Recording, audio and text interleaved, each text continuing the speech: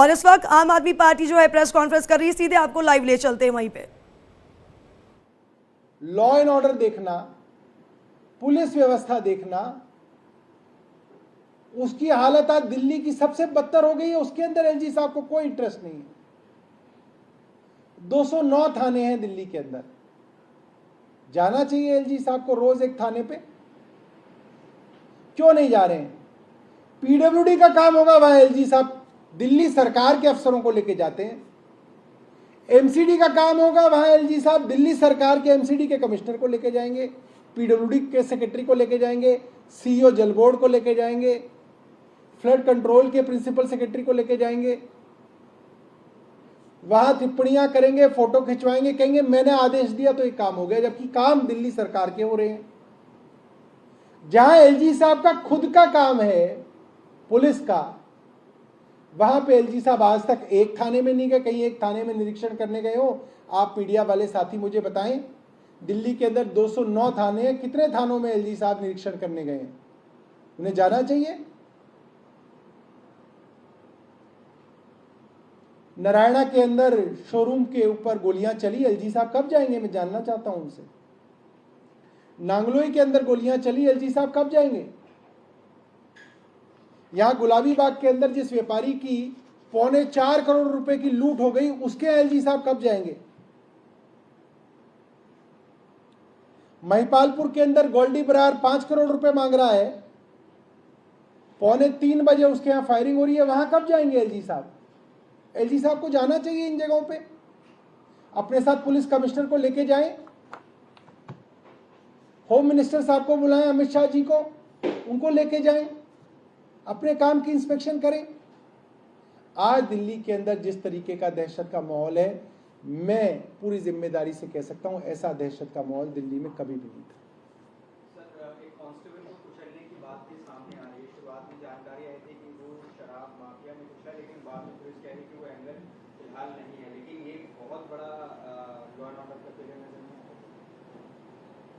देखिए, दिल्ली के अंदर 50,000 नई पुलिस की पोस्ट क्रिएट करने की जरूरत है। 50,000 नई। कैग की रिपोर्ट के अंदर भी बात आई है कि दिल्ली के अंदर एक तो जो सैंक्शन स्ट्रेंथ है वो भी पूरी नहीं है पुलिस की।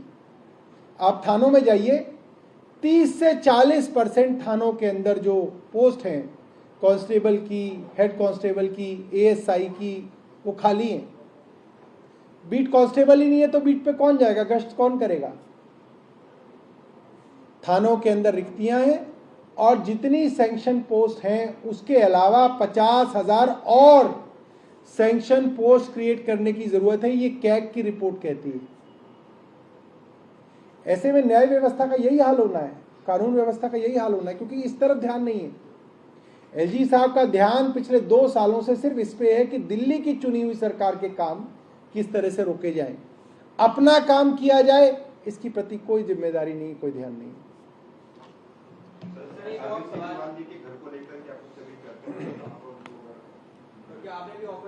अरविंद जी ने ये कहा है कि जैसे ही नवरात्र शुरू होंगे वो लोग अपने सरकारी आवास को छोड़ के नई जगह पे शिफ्ट होंगे। कई हमारे कार्यकर्ताओं ने और दिल्ली के लोगों ने अपने अपने घरों का ऑफर अरविंद जी को दिया है। कई जगह वो देख के भी आए हैं, और मुझे लगता है कि जैसे ही एक घर का चुनाव वो कर लेंगे वो वहाँ शिफ्ट होंगे। कई जगह नई दिल्ली इलाके में देखा है, सिविल लाइंस के पास भी देखा है, कई जगह देखा है।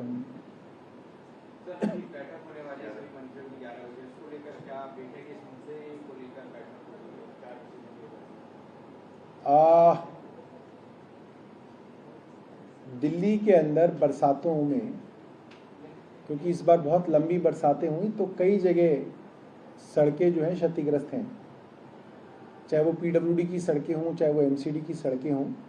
अब उन पे युद्ध स्तर पे काम करने की आवश्यकता है। इसके लिए आज ऑल मिनिस्टर्स मीटिंग रखी गई।